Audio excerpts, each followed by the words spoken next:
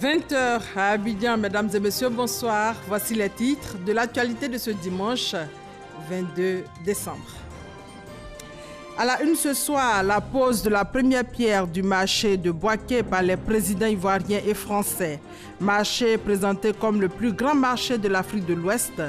Durée des travaux, 27 mois. Marché bâti sur un espace de 9 hectares. Ensuite, 1 minute de silence à la mémoire des soldats français morts dans l'accomplissement de leur devoir à Bouaké. Les présidents français et ivoiriens ont rendu hommage à ces soldats français tués dans le bombardement du camp français en 2004. Après cette cérémonie de recueillement, les épouses des deux présidents ont visité le centre de réinsertion des mineurs de Bouaké, centre construit par la fondation Children of Africa de la première dame de Côte d'Ivoire, Madame Dominique Ouattara. L'actualité, c'est aussi les fêtes de fin d'année. Dans quelques jours, Abidjan sera illuminé. Ce sera le festival Abidjan Ville Lumière. Les images aussi dans quelques instants. Bienvenue à tous dans ce 20h qui sera dominé une fois encore par la visite officielle de 72 heures du président français en Côte d'Ivoire. On commence déjà par l'arrivée des deux présidents à Bouaké. Emmanuel Macron et Alassane Ouattara ont été accueillis ce dimanche par des milliers d'habitants de Bouaké. Ce fut un moment de grande mobilisation. Les temps forts avec Abou Sanogo. C'est à 10h13 que le président de la République, Alassane Ouattara, a foulé le sol de Bouaké. Au bas de l'échelle de coupé, il est accueilli par les présidents d'institutions, notamment le président de l'Assemblée nationale et celui du Sénat, le vice-président de la République et le Premier ministre, les élus locaux, les membres du gouvernement. Il aura l'occasion d'échanger ses civilités avec l'ensemble des élus et cadres de Bouaké, tous venus pour l'événement, à savoir l'arrivée du président de la République française, Emmanuel Macron. 11h07, l'avion transportant le président français se pose sur le tarmac de l'aéroport de Bouaké. Avec son épouse, il est accueilli chaleureusement par le couple présidentiel ivoirien, des présidents d'institutions et des membres du gouvernement ainsi que des élus et cadres de Bouaké. Après les civilités, les cortèges présidentiels ont mis le cap sur le site du projet d'aménagement du grand marché de Bouaké. Bouaké, qui recevait la première visite d'un chef d'État français, ne s'est pas fait prier pour effectuer le déplacement. La mobilisation le long du parcours était exceptionnelle. Il y avait du monde partout. Les parades à moto également.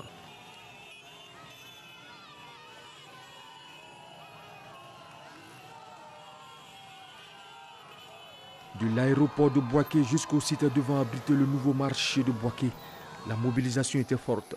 Et la population ont à travers elle démontré leur attachement au président de la République Alassane Ouattara, qui arrive pour donner de l'espoir à la région de Bouaké, qui attend son marché depuis 21 ans.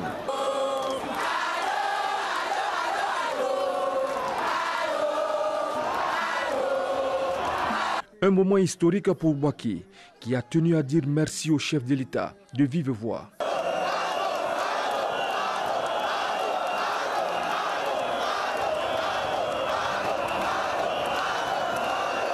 Bouaké s'est véritablement déplacé pour rendre hommage au président de la République Alassane Ouattara et au président de la République français Emmanuel Macron sur le site de la cérémonie de pose de la première pierre du grand marché de Bouaké.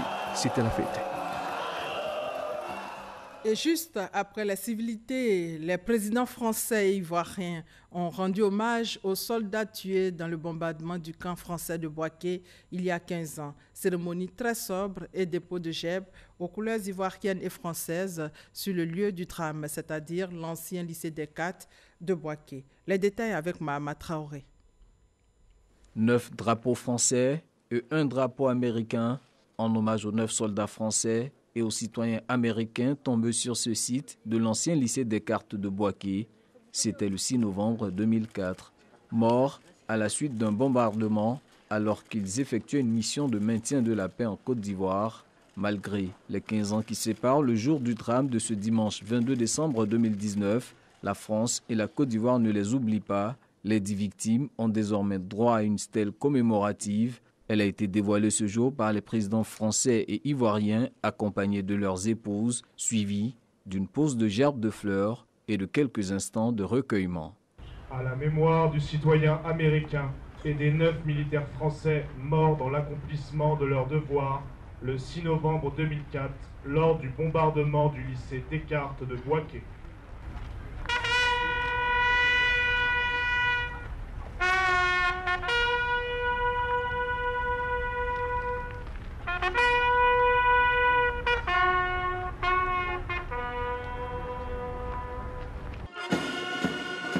Deux refrains de la Marseillaise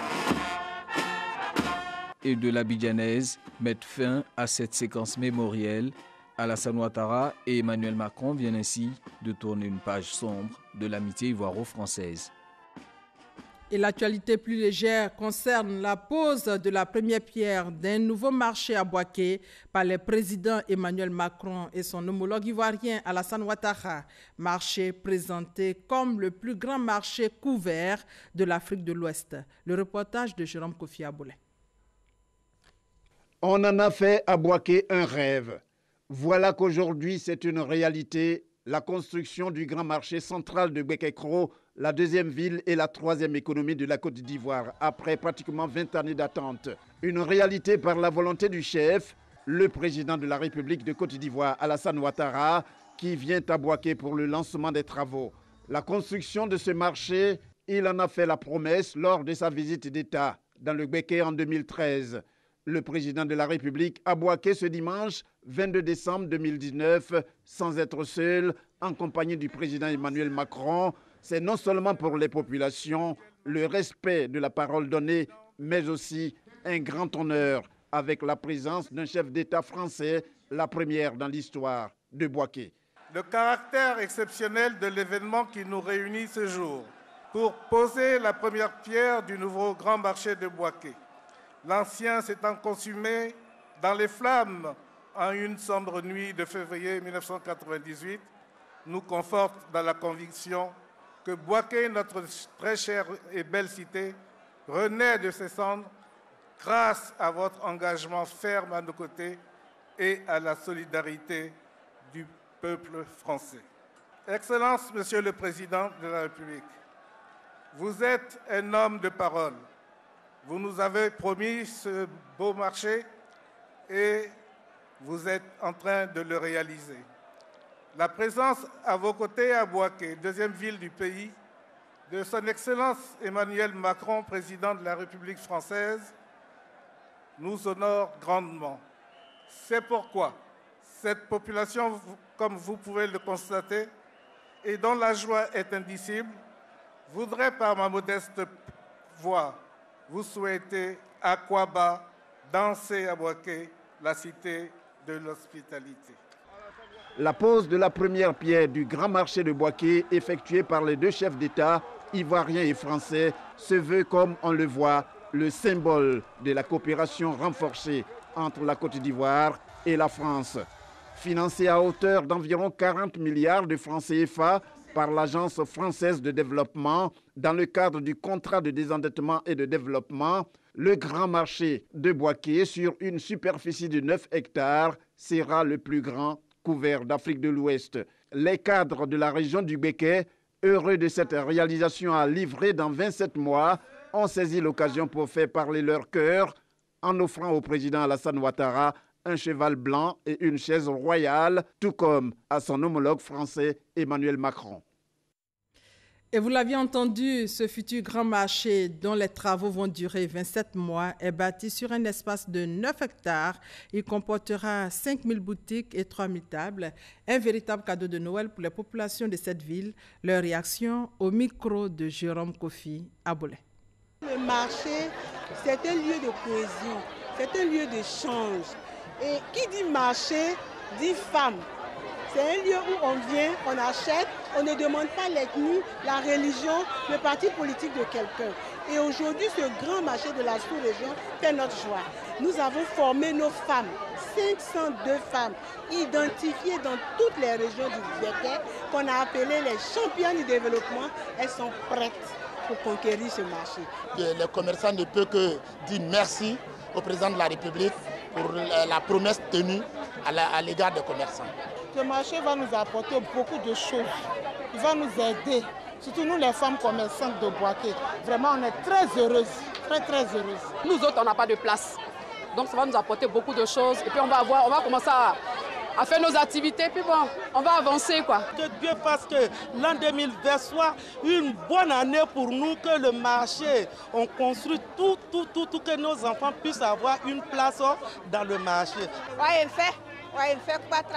Je suis très contente, vraiment très contente. Ce marché va nous permettre d'avoir de l'argent pour subvenir aux besoins de nos familles, surtout que nos maris ne travaillent pas. Je suis très heureux d'avoir assisté à cette cérémonie, d'autant plus que c'est un joyau architectural qui va donc booster les activités génératrices de revenus de nos mamans, des femmes. En tout cas, un grand merci au président Alassane Ouattara qui, depuis son avènement à la magistrature suprême, fait beaucoup pour nous les jeunes et surtout pour les femmes. Merci également au président français Emmanuel Macron d'avoir effectué le déplacement ici à Bouaké, car ce n'était pas évident.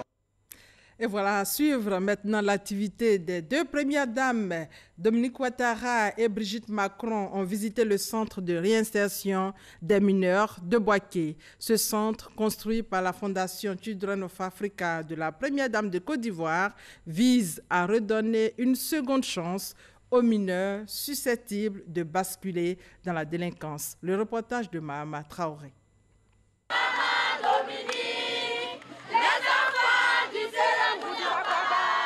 Les premiers pensionnaires du centre de réinsertion des mineurs de Bouaké ont réservé un accueil chaleureux à la première dame de Côte d'Ivoire, Dominique Ouattara, et à son hôte du jour, Brigitte Macron. La première dame de la République française est venue faire connaissance avec ce centre ouvert le 5 décembre dernier. Cette réalisation de la Fondation Children of Africa de la première dame de Côte d'Ivoire a vocation à prendre en charge les mineurs susceptibles de basculer dans la délinquance et d'autres ayant déjà commis des infractions. Ce sont des enfants caractériels qui ont eu des problèmes avec la justice ou bien qui ont encore des problèmes avec la justice. Donc ce que nous faisons, c'est de mettre ces enfants-là dans un système de resocialisation afin de leur donner des habilités sociales pour qu'ils puissent d'abord bien se comporter et en même temps les initier à des métiers qui pourraient demain leur permettre de se prendre en charge. Après une présentation du centre, Dominique Ouattara a fait visiter le site à Brigitte Macron.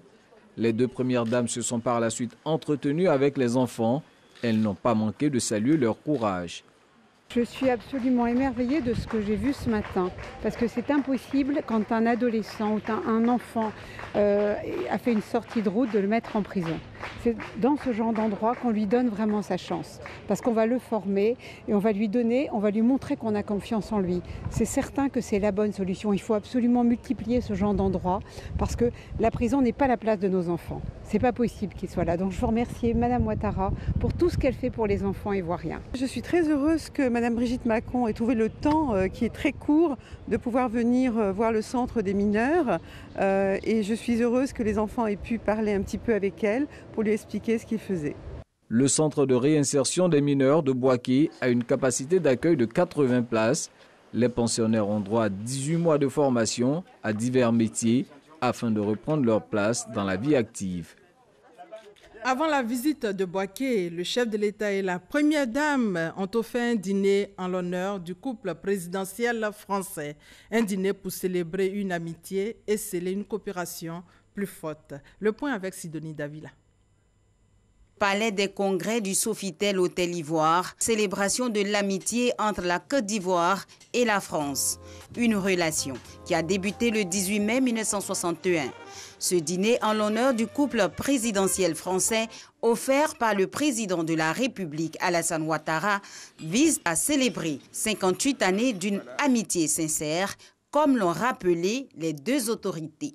Oui, nous sommes les héritiers de l'exceptionnelle relation d'amitié et de coopération qui unit nos deux pays, qui a traversé bien des époques.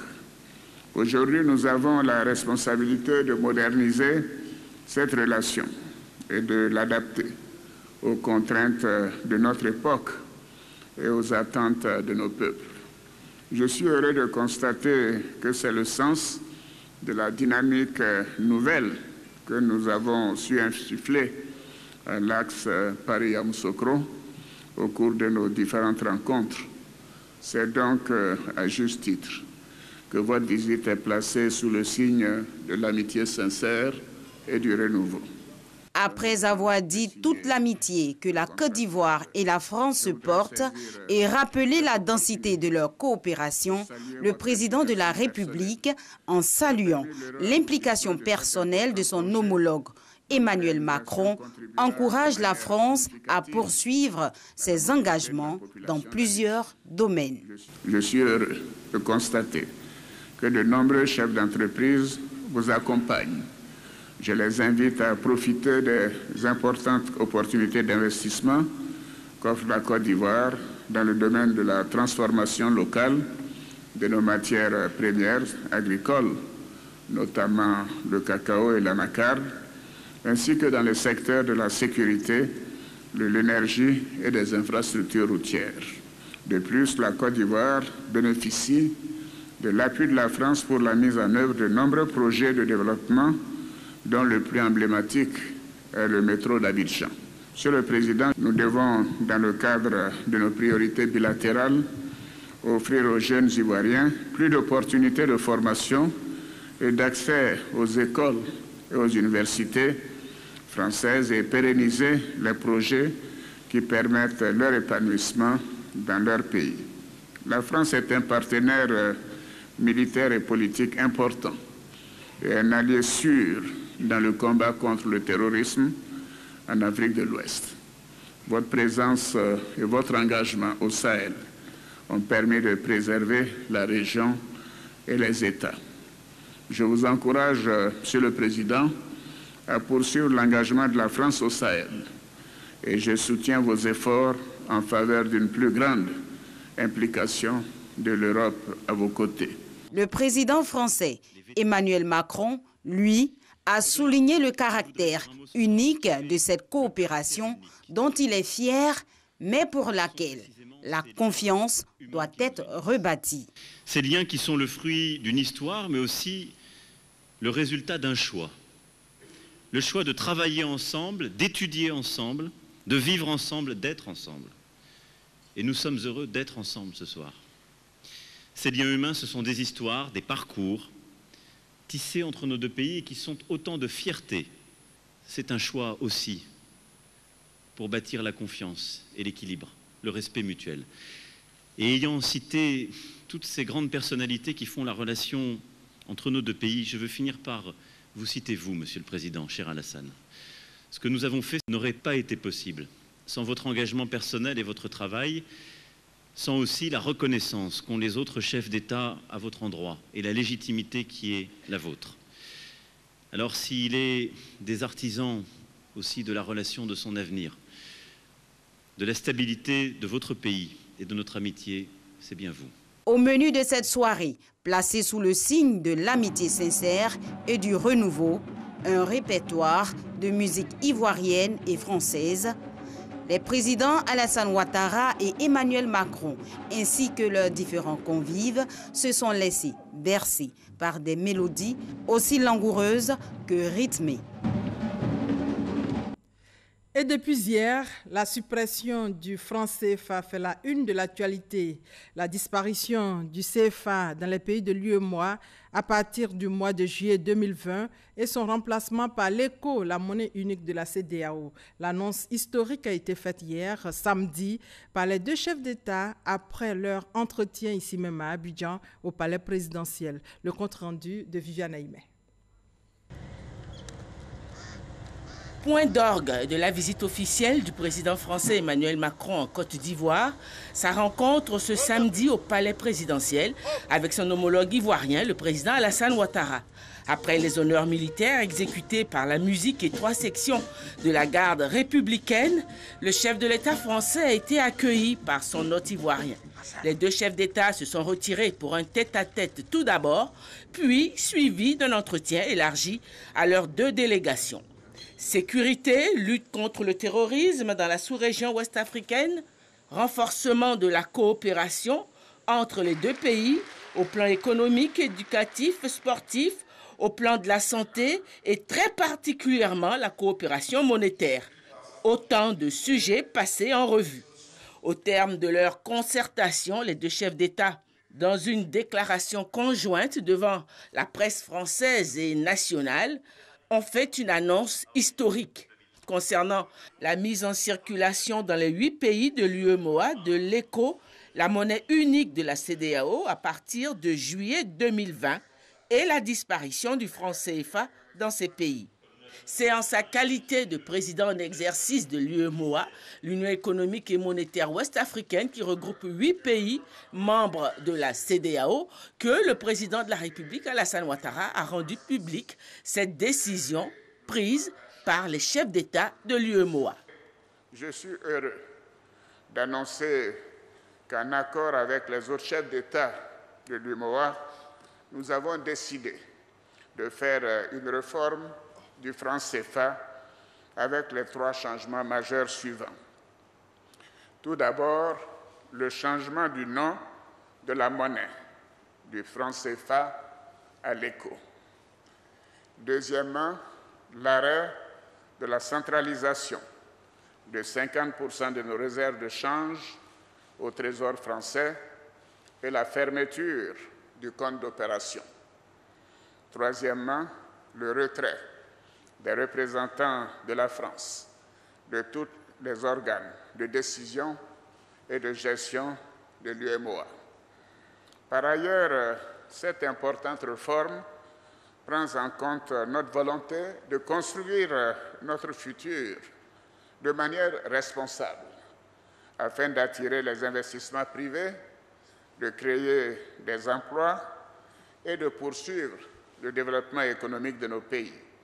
C'est la raison pour laquelle, dans cette étape de la réforme, les chefs d'État de l'UEMOA ont également décidé de maintenir la parité fixe de notre monnaie avec l'euro et convenu du maintien de la garantie de convertibilité si vous en étiez d'accord. La France salue cette décision des États de l'UEMOA de gérer leur propre monnaie, a exprimé à son tour de façon claire le président Emmanuel Macron. Le président Ouattara et les chefs d'État de l'UEMOA ont fait le choix de préserver ce qui fait la force et la stabilité macroéconomique de l'UEMOA, à savoir la parité fixe de la monnaie commune avec l'euro, d'une part, et la garantie de la France, d'autre part.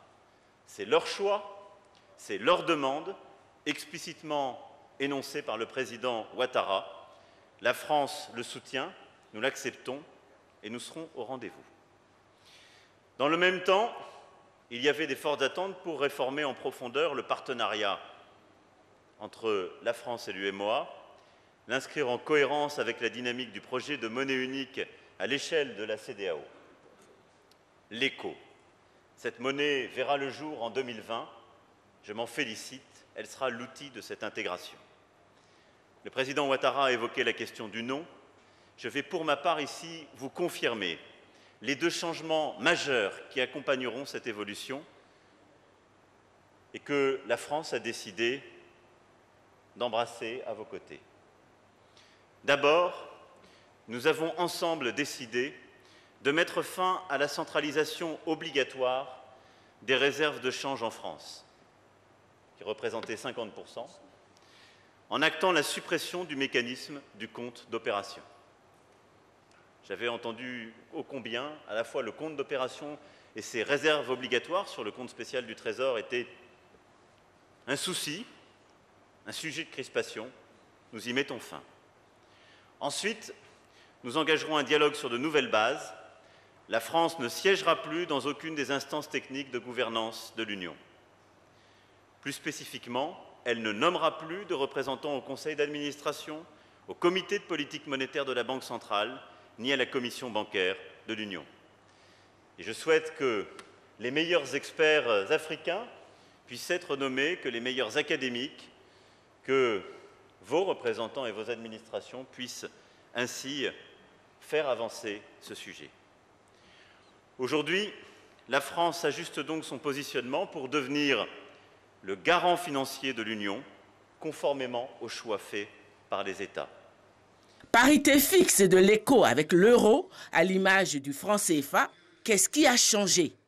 Répondant à cette question d'un journaliste, le président en exercice de l'UEMOA a justifié ce choix, expliquant qu'étant une monnaie naissante, l'éco doit s'appuyer sur une monnaie forte pour inspirer confiance.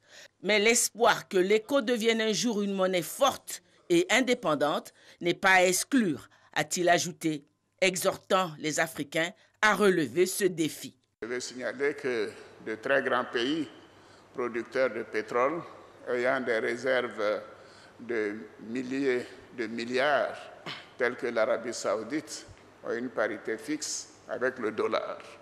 Il y a au moins une quarantaine de pays dans le monde qui ont des parités fixes avec des monnaies telles que le dollar, l'euro ou d'autres monnaies. En deuxième lieu, en ce qui concerne la garantie, nous nous réjouissons de l'accord du président Macron, parce que la France n'était pas obligée de nous donner cette garantie.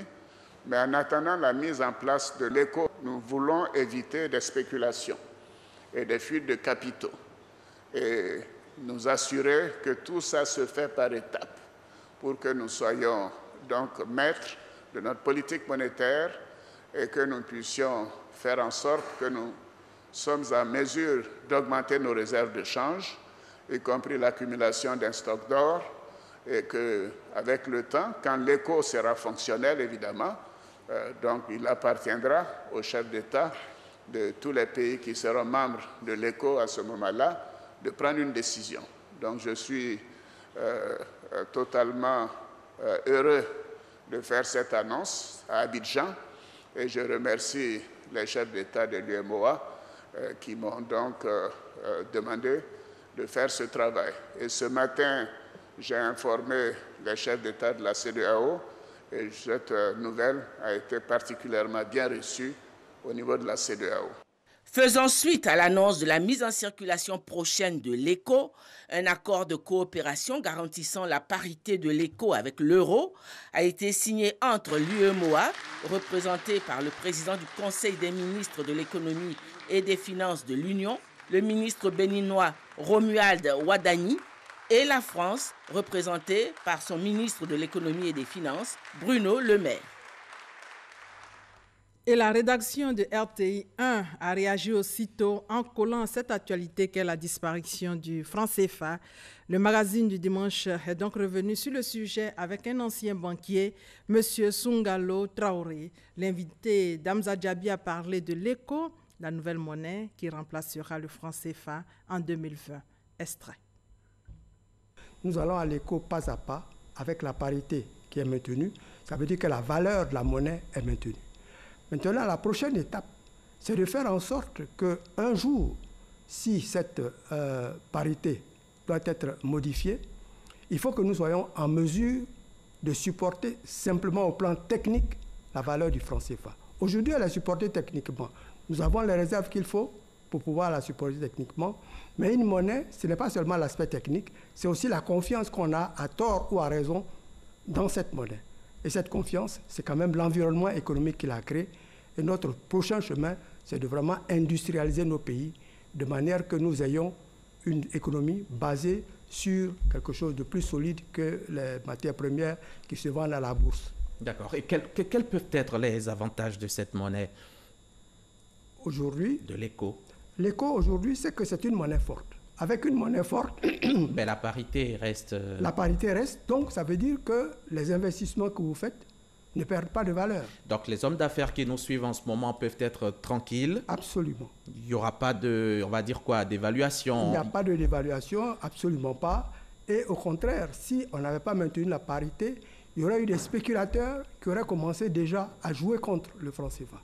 Et c'est pour ça que je dis que la mesure qui a été prise est vraiment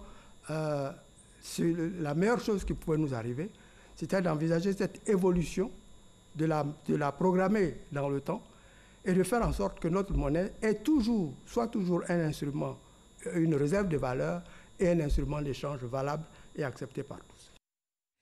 Voilà, c'était un extrait du magazine du dimanche avec M. Sungalo Traoré, ancien banquier, qui a parlé de l'éco, la nouvelle monnaie qui va remplacer le franc CFA en 2020.